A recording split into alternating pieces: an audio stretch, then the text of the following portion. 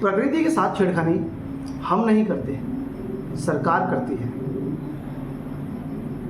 जब एक आदमी, एक आम इंसान एक पेड़ काटता है तो उसकी जगह एक पेड़ लगा देता है, लेकिन जब सरकारें पूरी जंगल का जंगल साफ कर देती हैं तो ये नहीं सोचती। दरअसल प्रकृति को नुकसान आम लोगों से नहीं, सरकारी फाइलों से है, सरकारी लोगों से है, और ये कटु सत्य भी है।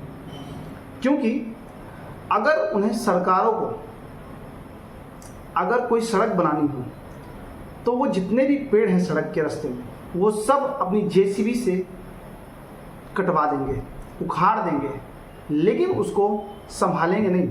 सड़क तब भी बन सकती है अगर पेड़ पौधे वहाँ पर हैं तब भी, लेकिन वो ऐसा नहीं करते।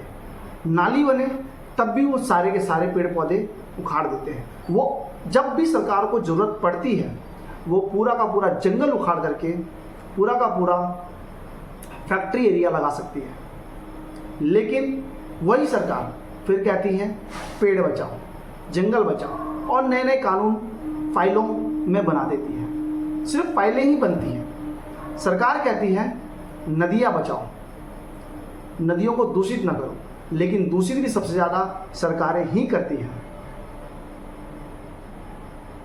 पहाड़ बचाओ, पहाड़ों को भी तोड़ करके उसके साथ खिलवाड़ अगर कोई करता है तो केवल और केवल सरकारें करती हैं।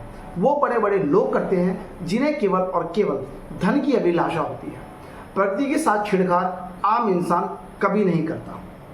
प्रकृति के साथ छेड़खानी अगर कोई करता है बड़े स्तर पर तो वो केवल और केवल सरकारी योजनाएं और सरकारी लोग करते हैं, क्योंकि बड़ी बड़ी योजनाओं के माध्यम से वो प्रकृति का इतना बड़ा नुकसान कर देते हैं जिसके बारे में वो सोचते ही नहीं। और सारी की सारी बातें, जितनी भी योजनाएं हैं, वो केवल और केवल फाइलों में दबी की दबी रह जाती हैं।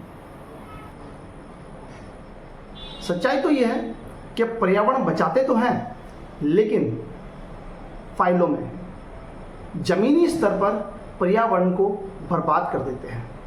इतने छोटे छोटे पौधे लगा देते हैं, कभी 1000, कभी 500, कभी 1 लाख, लेकिन उन पौधों का कोई फ़ायदा नहीं। जब आपने 50 साल बड़े बड़े पौधों को कटवा दिया जिन्हें जन्म लेने में न जाने कितने साल बीत गए, हमारे दादाओं ने, हमारे पिताश्री ने उन पेड़ों को देखा, उन्हें आपने, सरकारी लोगों ने अपने फ़ायदे के लिए कटवा दिया, तो सोचिए कि प्रकृति के साथ छेड़खानी कौन करता है। अगर आपको मेरी बात सच लगे तो इसे शेयर जरूर करें, एक लाइक भी करें और